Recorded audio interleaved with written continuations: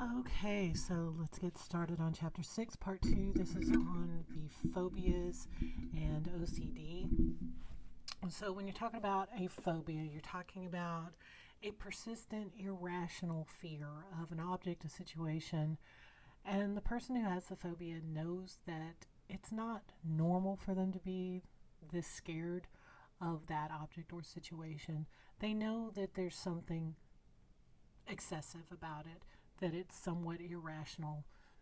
Lots of us have phobic tendencies about certain situations, certain things, certain places, certain whatevers. And it's totally normal. It's totally okay for you to have some phobic tendencies. There are certain things that just creep us out. There are certain things that make us uncomfortable, and that's fine. That's normal. When you're talking about a phobia, you're talking about having a situation where it's very irrational and very out of proportion for the actual potential danger of the situation.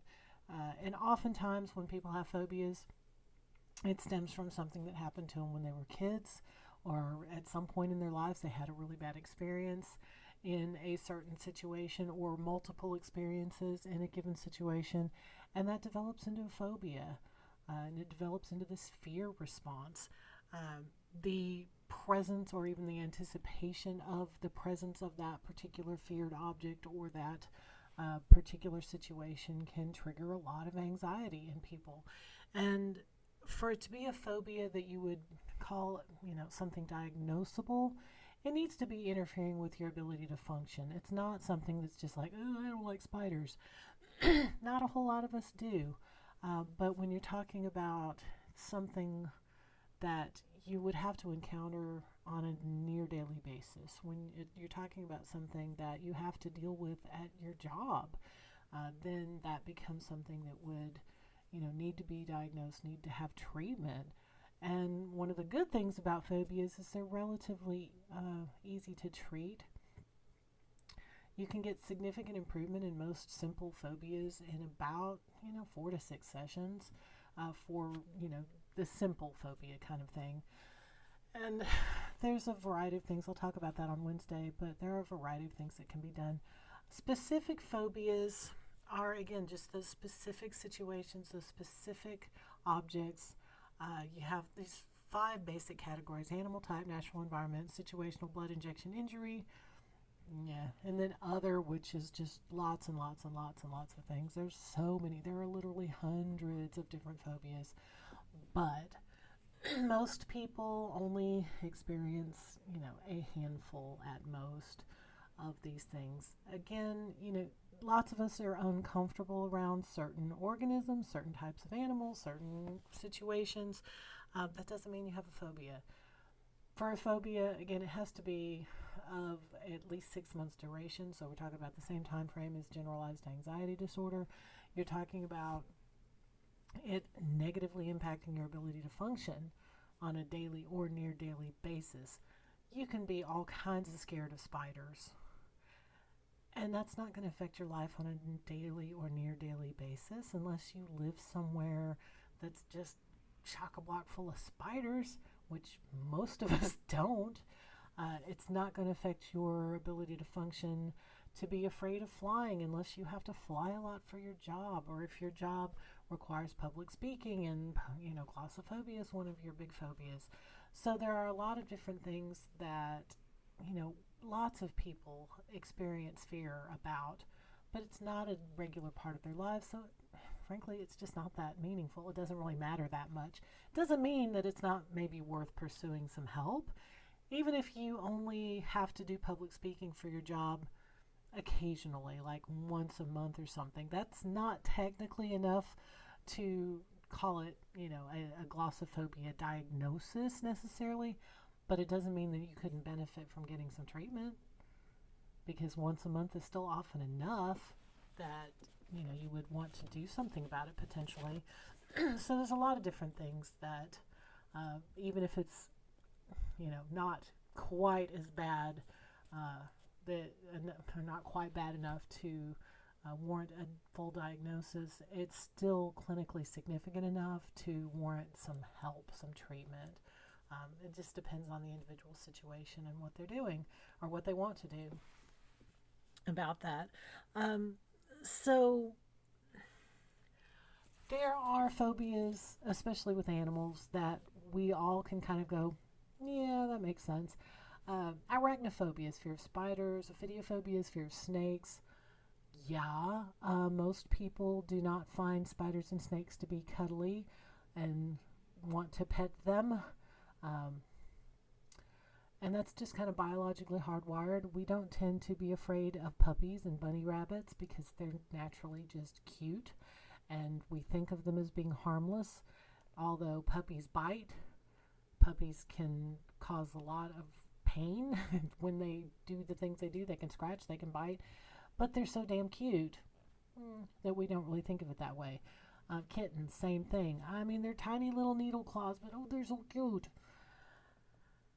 When you have a situation where, like when you were a child, you picked your grandmother's cat up by its tail and it tore you to pieces, well, you could develop a phobia about cats. It's called allurophobia. If you have a bad experience with a dog, you get bitten by a dog. At any point in your life, you get attacked by a dog, you could develop what's called kynophobia, which is a fear of dogs. Um, there's a certain amount of fear of dogs that is understandable. There are certain dogs that make it abundantly clear that they do not want to be messed with, and you should certainly respect that. All the signs of behavior in the animal that indicates that they are not happy with your presence, well, you don't keep pushing. But there are certainly plenty of people who find dogs to be very fear inducing, even dogs that, even if they wanted to hurt you, they could barely hurt you because they're so small. I mean, the very idea of, somebody being scared of some tiny little Yorkie or something, if it bit you with all its might, it could probably barely break your skin because the thing weighed 3 pounds. But there are certainly plenty of dogs. It's understandable why you would be afraid of them. Even if they're big old mush buckets, even if they would just slobber you half to death, would be the worst thing they could do. If it's a big dog and it's whoa, whoa, whoa barking, it's certainly understandable. I had a job working at, this place where the long-term foster care place that I worked at. The second set of house parents I worked with had an Irish Wolfhound as their pet. And this is one of the largest dog breeds. They are the size of Great Danes, if not a little bit bigger.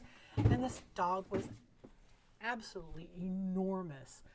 He slept on a twin-size bed. He was 7 feet long from tip to tip. He was enormous. He weighed about 150 pounds, and when he barked, it was a big, deep woof.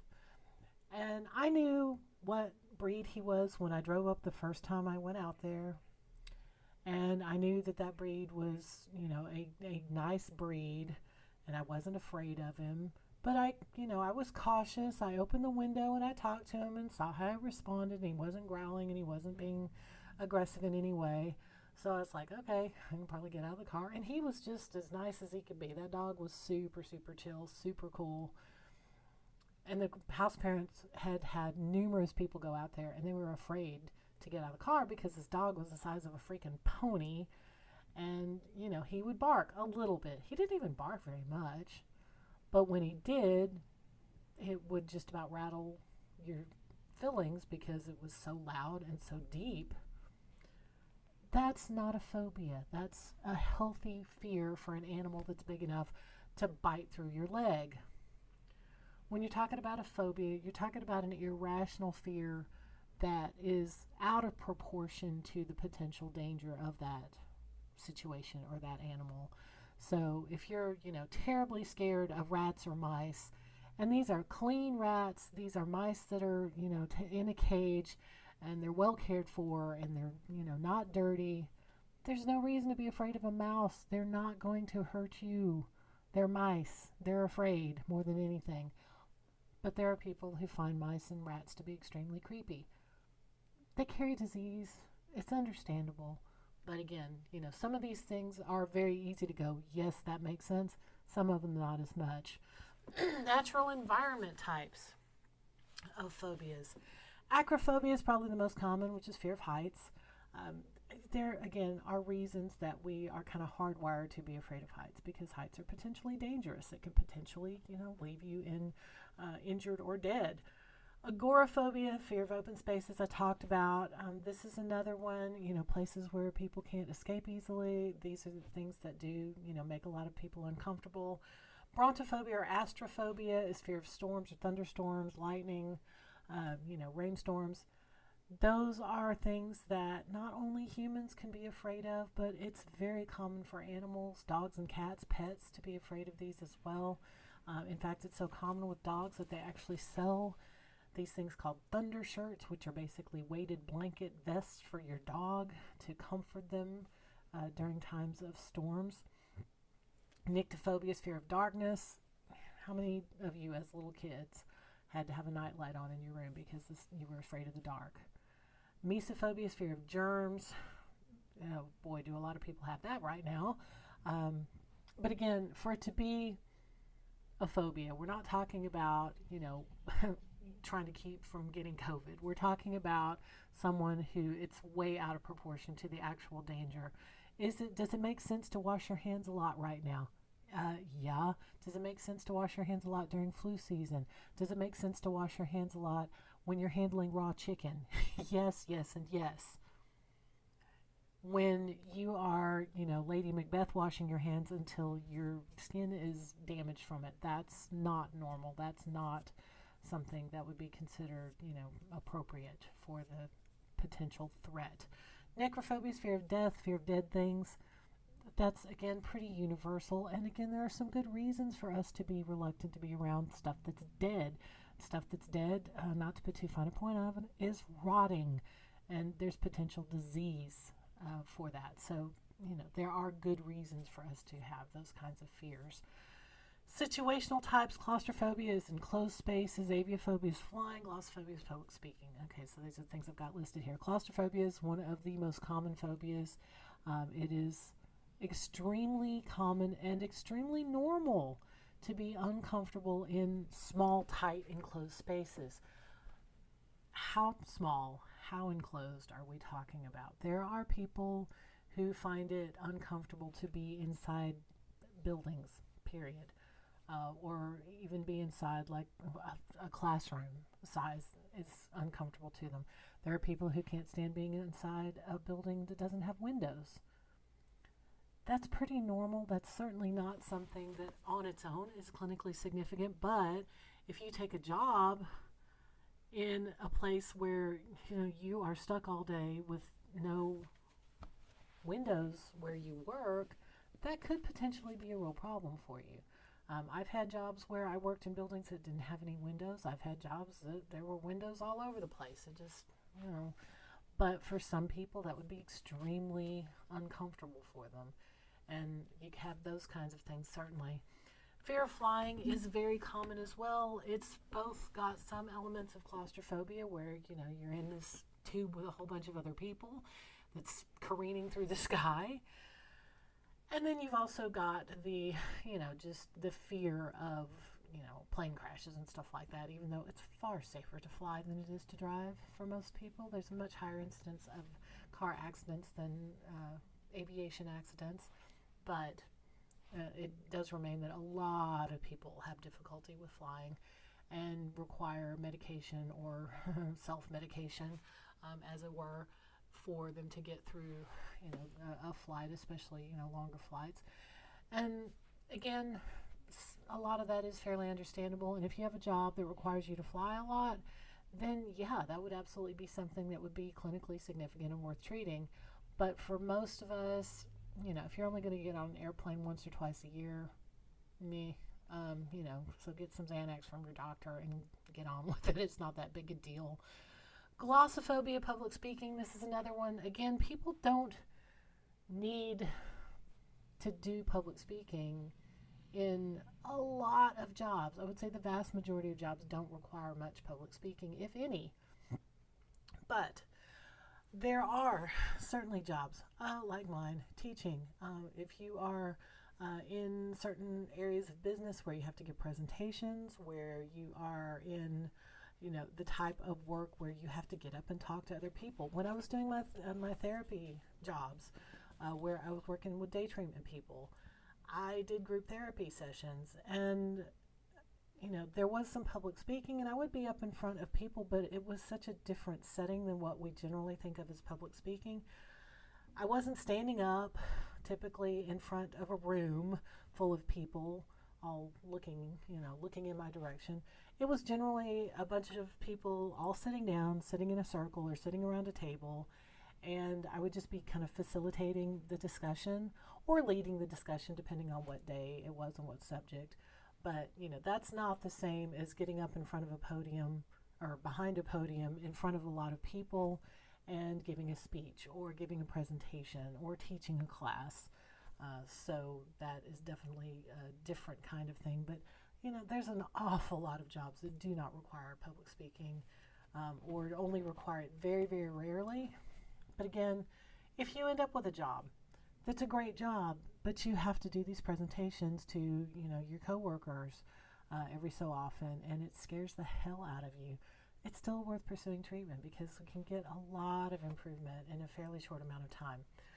Blood injection injury type fear of medical procedures is basically what that amounts to. But hemophobia is fear of blood, trypanophobia is fear of needles or injections. Those are the two most notable.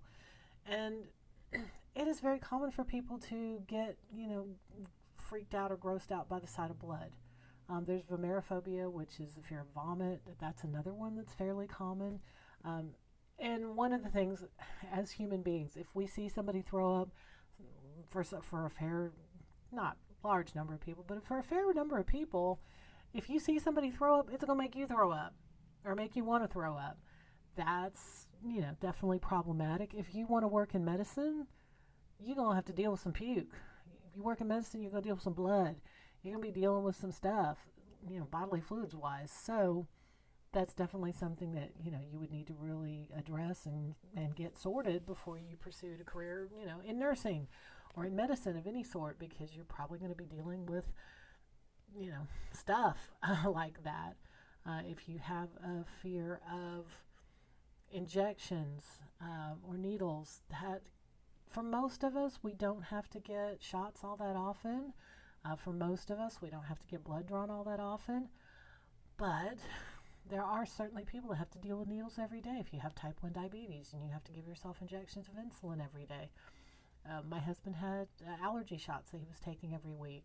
He ended up giving them to himself because he got tired of all the time that it took to go to the doctor's office. And then they stopped allowing him to do that because some rules changed or something. But there are certainly plenty of people that, can handle it no problem at all.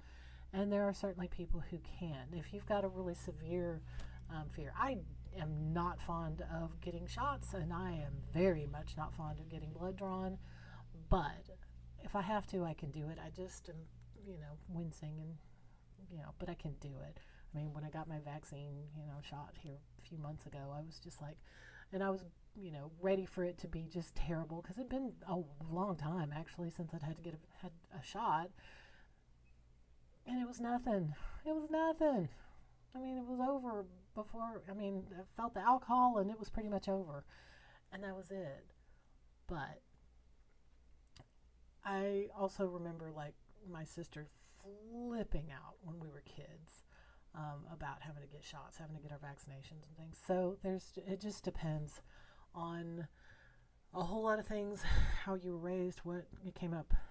My sister's over it, amazingly over it now, but man, when we were kids, it was terrible. So a lot of it has to do with, how your parents handled it when you were a kid, those kinds of things. So my kids, neither one were scared of getting shots, still not. In fact, my older son, who's married to a nurse practitioner now, when she was in nursing school here at Henderson, he actually let her practice drawing blood on him. And she, asked me, and I'm like, oh, hell no. It was like, nope, nope, nope, nope. Absolutely not. I am the person who goes, all right, who's the one who draws blood from the little kids? Because I want you to do mine, because I don't want there to be, two sticks. I want it to get done one and done. I've actually left. If somebody, you get, 2 tries with me and I'm done. I'm not your pincushion. I'll come back. Yeah. So, but that's not, again, that's not a phobia. It's phobic a little bit, but again, if it's something that's really, important, I absolutely will do it, but I don't like it. That's not a phobia. Not liking something is not a phobia. Other kinds of phobias that people can have, nosophobia. Boy, do people have that right now. Fear of contracting an illness. Coulrophobia is fear of costume characters or clowns. This is actually a pretty common thing for children to have, because when you think about it, a lot of the costume characters, I mean, it's very funny to me in a way, not like funny haha, but funny weird. There are so many people that as soon as their kids are walking good, they want to take them to Disney World. They want to take them to amusement parks. And when you take a 3-year-old to Disney World, number one, they're just going to be super overwhelmed because it's just too much.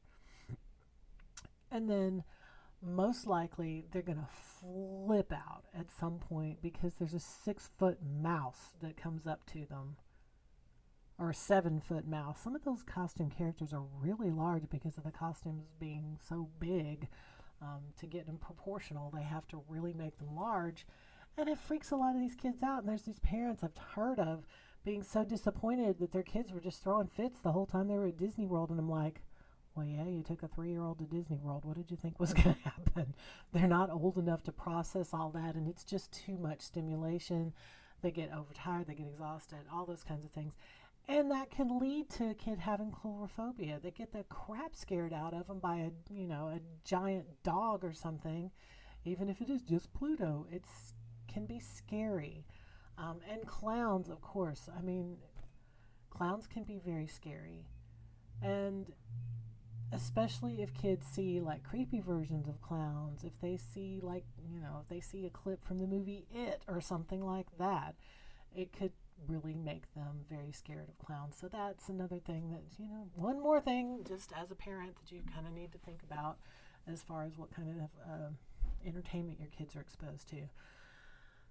So other kinds of phobias, we've got social phobia / social anxiety disorder, because those are basically the same thing.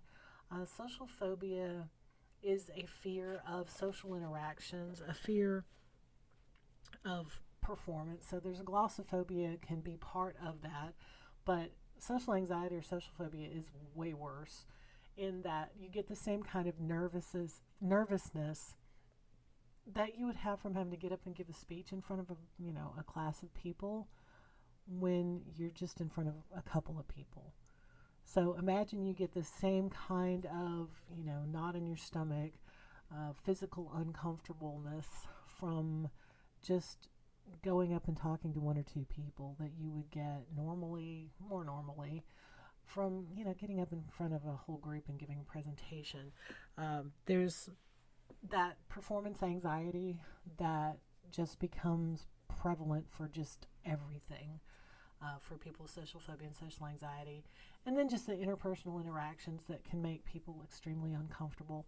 Oftentimes people have social anxiety or social phobia are people who were bullied when they were younger. They just had a lot of bad social experiences in school, and that is just carried on into other aspects of their lives. And again, it's kind of understandable where you've had a lot of really negative interactions with people, and you are uncomfortable about having more of them. It's understandable. It's classical conditioning. You've learned, like little Albert, that when you're around people, bad things happen. So you can usually trace back and find out kind of where these things started with a lot of people, because a lot of these specific phobias are very much classical conditioning things. But on the good side, classical conditioning can be undone. It can be unlearned. What John Watson and Rosalie Rayner did to little Albert was, oh my gosh, so incredibly unethical.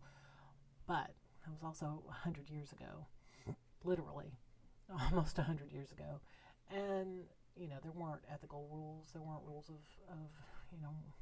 ethical guidelines for experimentation on humans back then. And little Albert learned to be afraid of a white rat because they paired it with a very scary stimulus. It's the same thing like with the fear of storms. we have a cat who has brontophobia or astrophobia. And I figure at some point in her little kitty life, she was stuck outside during a storm and it scared the hell out of her.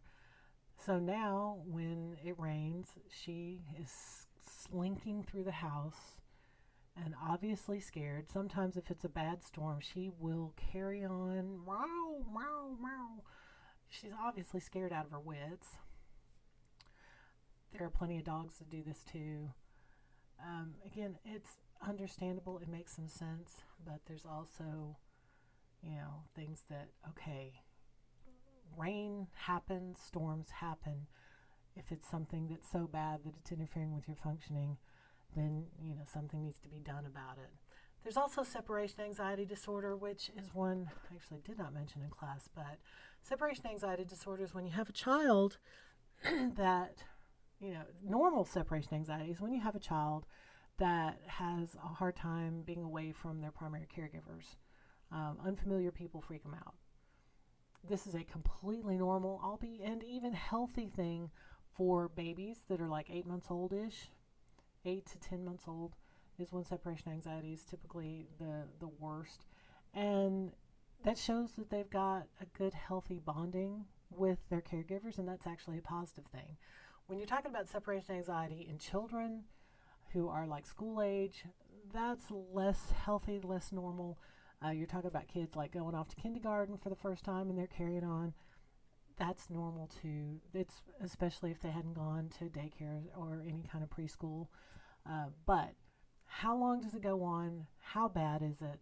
Again, I would never diagnose a kid with separation anxiety in the first maybe like 2 months of kindergarten or the first few weeks of any school year in early elementary school. But if you're talking about older children, if you're talking about adults with this, then you're talking about some more, problematic, and boy, you really need to look at what's going on with that, because that is not a normal thing for older children and adults to be engaging in, having a lot of anxiety, being away from a primary focus, a primary caregiver for children, or a primary person that, these individuals, these adults can be, very dependent. There's a lot of overlap between that and dependent personality disorder, so there's a lot of things like that. But separation anxiety disorder is something that typically is, pretty significant and pretty abnormal for the developmental age of that person. That's something very, very notable. Because again, separation anxiety is totally normal and actually healthy for infants to have, but when you're talking about school age kids, not so much. But some of it, again, if you're talking about a child who's starting kindergarten and they've stayed at home, they haven't been in school before, that is totally normal. And again, that's indicative of a good bonding, with their caregivers. But if it's carrying on, way, way longer than the beginning, the first few weeks of school, if it's happening every single year, and it's really severe, that's something that would be more of a disorder level.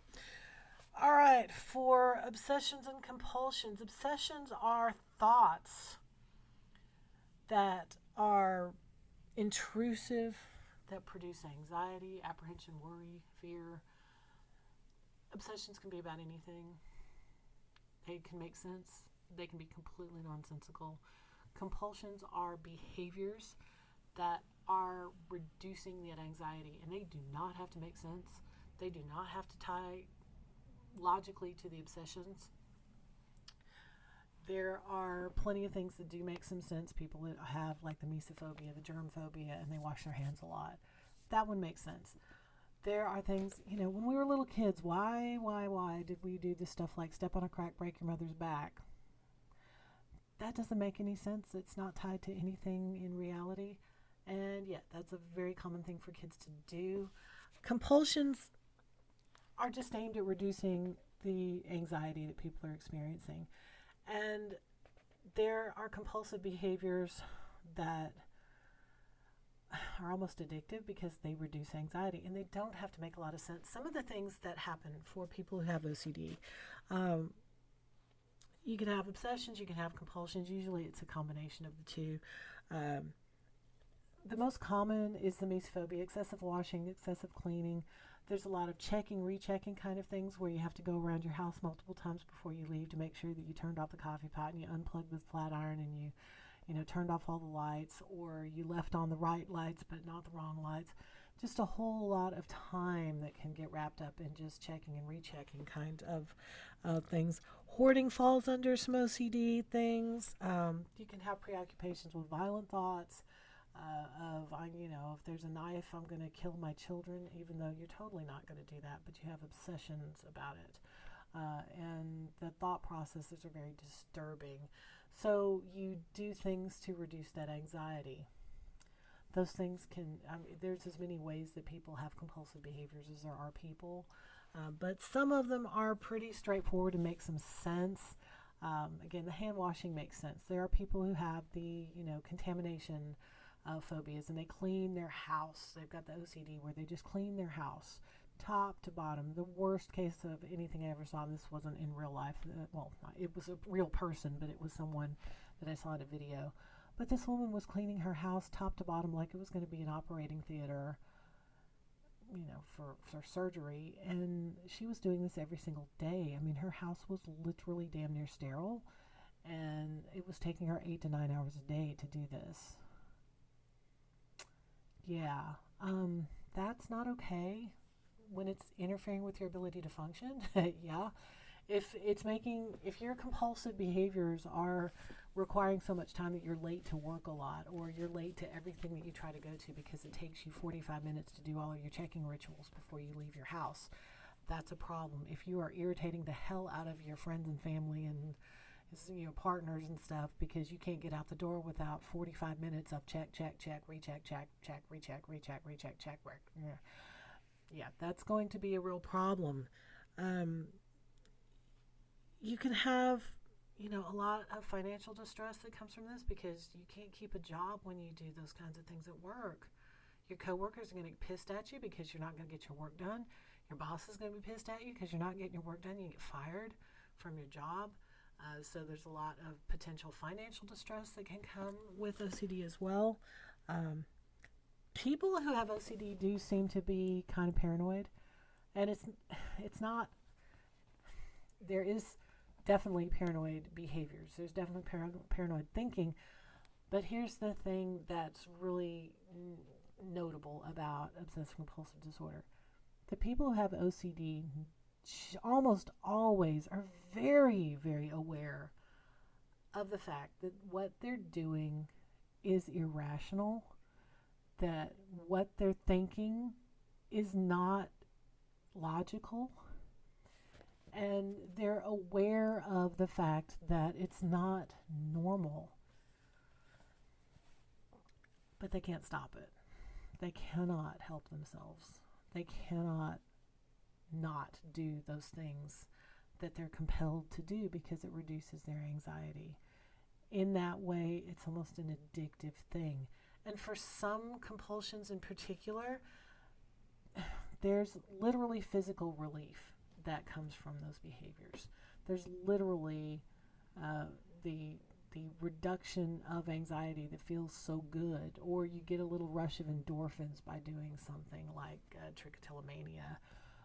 You actually get a rush of dopamine from engaging in some of these behaviors, so they're a lot harder to stop than some of the other things that are more straightforward.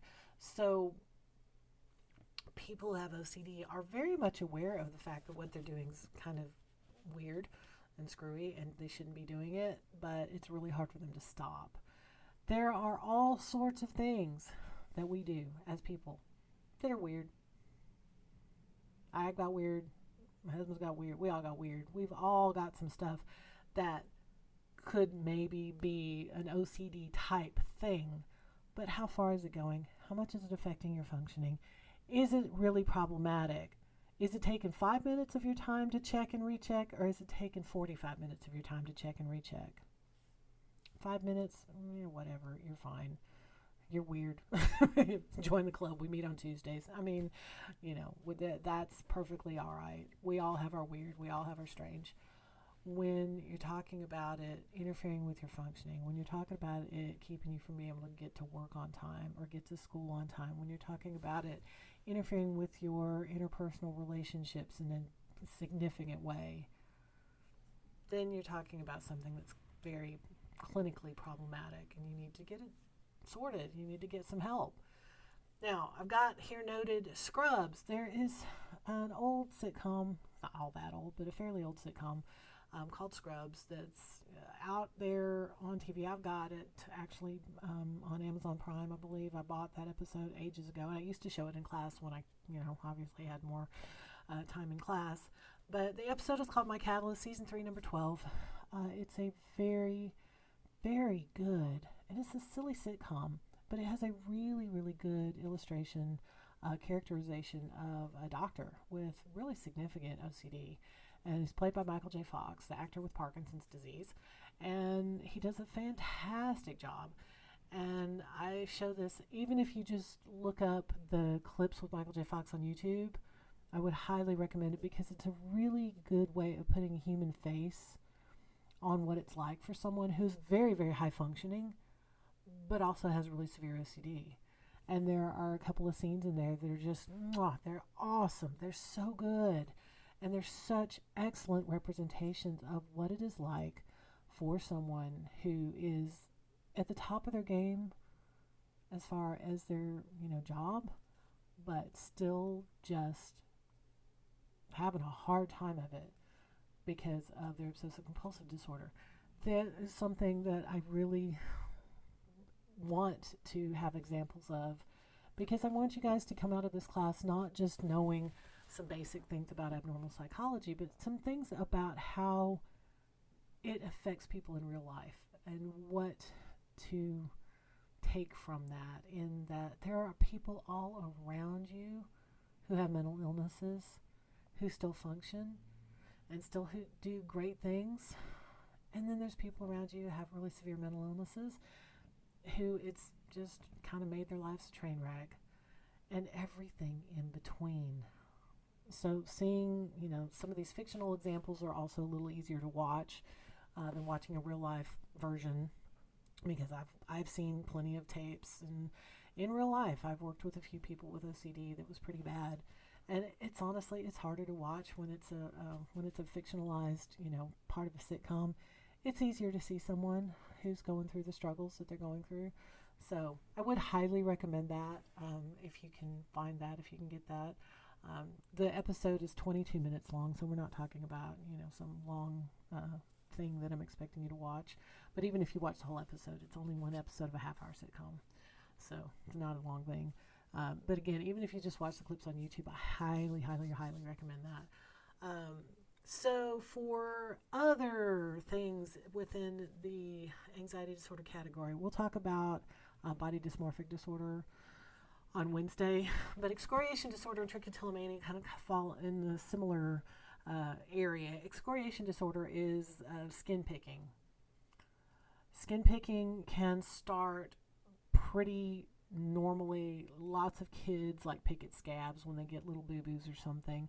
A lot of adolescents pick at their faces if they get acne, if you get a pimple. That's very common, very normal. Not the best thing to do. Of course, your fingers, are dirty. You're introducing bacteria into a wound, and you can make it worse. One of the big things with excoriation disorder is that you're actually making a wound. You're actually causing tissue damage with your picking and scratching. One very important thing, especially if you're working around here, is to make sure to rule out any kind of other cause for people picking at their skin. It could be, because they're on meth. It could be because they've got some kind of dermatological issue, some kind of skin sensitivity to a new soap or laundry detergent or who knows what. It could be because there's, acne that is just, painful or itchy or both. There are certainly all kinds of, I've had mosquito bites, I've had, been out and playing outside and stuff, get bug bites and things that itch, and I scratch at them until it makes it worse. but I scratch anyway because it feels good to do it. That's not what I'm talking about when I'm talking about excoriation disorder. I'm talking about someone who is really feeling, compulsively needy about engaging in that scratching behavior, that skin picking behavior. Talking about somebody who can't control that urge to pick at their skin, where they can't, like leave a big zit alone and they, ended up turning it into a much worse situation than if they just left it alone. I mean, I certainly understand. I was a teenager, I had zits and I didn't leave them alone. That's a pretty normal thing for people to do. Fortunately, I didn't have much, but there's right ways to do stuff, there's wrong ways to do stuff. When you're talking about excoriation disorder, you're talking about people who are causing more damage. Within these kind of skin picking or the impulse control issues, trichotillomania falls into that. It's literally pulling your hair out. It is being compulsively pulling your own hair out. And we make jokes when we're stressed out about, oh my God, I'm so stressed I could pull my hair out. That's not a normal thing to be doing. It can start as an adolescent where you pluck your eyebrows so your eyebrows look better. Even for guys, you pluck in between, because you don't want to have a unibrow. You start, manscaping or what have you. You start, grooming body hair as male or female, but of course more females will engage in this kind of behavior. And plucking your eyebrows hurts, but for some people, that little rush of endorphins you get when you pluck a hair is more pleasurable than the pain part of it. And for some people, I actually worked with one girl who, man, she had some significant trichotillomania, but she left the hair on her head alone. She plucked the heck out of her eyebrows. She pulled her eyelashes out, but she wore fake eyelashes. So she looked completely normal, but she pulled all of the hair off of her arms, her legs, her nether regions, and her armpits, and she would pluck all that hair. She was addicted to the endorphins also. Is that a normal thing to do? No. But she was a female that it did not make her, there was no appearance issue with it, because what she was doing was removing hair from places where, it was socially acceptable to remove hair. I worked with a little boy who was about 10 years old when I was working with him, who had plucked so much of the hair on the top of his head that he looked like he had male pattern baldness. He was a 10-year-old kid. And he was getting picked on at school about it so much until we actually got permission for him to wear a cap at school. But, this was a kid who was going through a lot of stuff at home. His parents had just gotten divorced. His dad was abusive, beat the crap out of his mom, and he thought of himself as man of the house. And he also had separation anxiety disorder. He wouldn't even let his mother take a bathroom break without sitting outside the door, basically guarding. So, there's a lot of stuff to unpack with some of that behavior. It's not terribly common, thankfully, but it's not that rare either. I mean, it's, again, in my years of work, I worked with several people who had at least, clinically significant trichotillomania, but I only worked with a couple that it was really, bad enough to be a diagnosis for them. And then finally, hoarding disorder. These are people who have just persistent, ongoing difficulty parting with their belongings, whether they have any value or not. We're talking about people who hang on to garbage, sometimes literally garbage. I'm not talking about somebody who hangs on to way too many little throwaway plastic containers the lunch meat comes in. I'm talking about somebody who's literally keeping like used Kleenex and toilet paper in their house. They cannot bear to get rid of anything. And that obviously is going to be a very big problem very, very quickly, because their house is going to be a garbage dump. There are levels of hoarding, certainly. I mean, there are literally like divisions of hoarding and how bad it is. But At its most extreme, it can be literally life or death. Not only for the danger of, the horde literally falling on people and killing them, but the potential biohazard aspect of it if people are actually keeping trash. The air quality of a house can become very, very toxic. You can have people who develop asthma because of living in that kind of environment. You can have people who develop chronic obstructive pulmonary disease because of living in that kind of an environment. You can have people who have health problems and they've got a horde that's so bad and is taking up so much space that, paramedics can't get to them in their homes, things like that. And they can't use their house anymore. They can't use their kitchens. Their kitchens are so disgusting and so filthy that it's dangerous, that there's all kinds of potential for basically food poisoning and things like that, cross-contamination issues. There are just a lot of things, and in virtually every single case, when you're talking about every time I have known of or heard of or worked with someone with a hoarding issue, there was a loss of some significant type. Either they had a death and they're just dealing with their grief in a very unhealthy way, or there was like a divorce or something that just caused them to go around the bend. And, they started hoarding stuff to fill a void, and stuff just doesn't do a very good job of taking the place of relationships that people have had. So, there are a number of these folks that, I feel for them, but it's also, you can't live like that. It's literally dangerous. There's a show on A&E called Hoarders. If you are interested, I will warn you, it is a rabbit hole to go down, so be prepared to, watch more than one episode if you start, if you do find this kind of stuff interesting. But, I saw a number of episodes of this. There's also a My Strange Addiction. There's a number of them. But these people are so hurt, and they're just so tied to their stuff. And you can point out to them all day long that they don't need to have garbage in their house, and they will find 1,000 reasons as to why they might need that giant pile of used Kleenex. Or the worst one, I'm going to mention this in class, so if you were in class, you've heard me talk about this, but the worst one I saw was a woman who hoarded cats.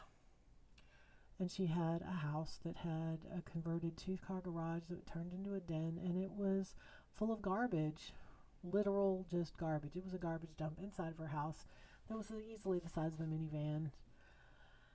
And this woman had asthma, she had COPD, she had all kinds of health problems. Her house was such a disaster, and it smelled so bad that the people who came in to kind of even just inspect it had to wear like gas masks, because it smelled of, cats. 100, I think there were more than 100 cats. Her whole house was one giant litter box. Yeah, not good. That's not healthy. She'd had some horrible loss in her life. I think she'd lost, one of her kids or something. Just, heartbreaking. But you can't turn that heartbreak into turning your house into a garbage dump. That's not helping. They finally got her to agree to get the garbage out of her house because it was killing her, literally. And they dig up this garbage. They actually had to take down a sliding glass door into her den and get one of those Bobcat front loaders. And as they're pulling out this just gigantic pile of garbage, tons of garbage, they are finding dead cat after dead cat after dead kitten after mummified cat after mummified kitten. And I think they stopped counting after the first few dozen. So this woman was living in a house with a cat mausoleum. There is no right number of dead cats to have in your house.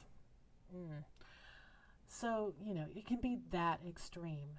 Now, that being said, are there people who have tendencies towards hoarding? Yeah, lots. Are there lots of people who have more stuff than they need? Abso-freaking-lutely. I got more stuff than I need. I've been in the same house for 25 years. I also have a big old house with a big old attic, so it's not in my way for the most part. So, not a problem. If you have, relatives or something that have one room in their house where there's just a pile of stuff, a bunch of stuff, there's just, oh my gosh, you can barely get in this room, there's so much stuff in it. Is that perfect? Is that great? Is that optimal? No, it's not. Does that mean they're hoarders? No, not clinically significant. Problematic, maybe. Clinically significant enough for a disorder? No. If you can still use the house for what its intended use, if the kitchen is usable, the bedrooms are usable, the dens, you've got rooms to live in, even if, someone's got an 8-room house and 2 of the rooms are pretty much just storage or just, filled with a bunch of garbage and crap and junk. Not literal garbage, but just junky stuff, stuff they don't need. That's okay. It's not great, again, not optimal.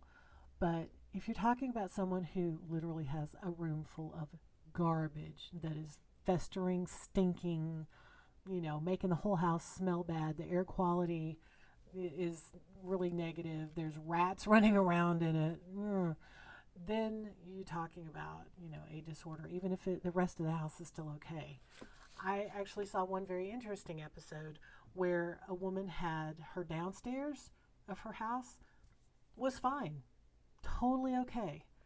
The upstairs was a freaking nightmare, but she managed to keep the bottom floor of her house okay. So there's all kinds of different levels of these things. You can have really severe obsessive compulsive disorder. You can have relatively mild obsessive compulsive disorder. They still probably, would be good to have treatment even in the mild end of things. But there are vast, vast differences between, having really severe and, really mild, as with any, illness or disorder that you're talking about. So again, for Wednesday, we will finish up talking about the anxiety disorders, talk about treatment, and do remember we're going to have the first test in here at the end of this week. So do just kind of keep that in mind. But if you can find that episode of Scrubs, it would probably be enlightening, at least as far as how you could kind of have an understanding of how obsessive compulsive disorder actually manifests in real life, kind of things. Just a really good illustration of that. So I highly recommend that. And I'll see you guys via Zoom on Wednesday.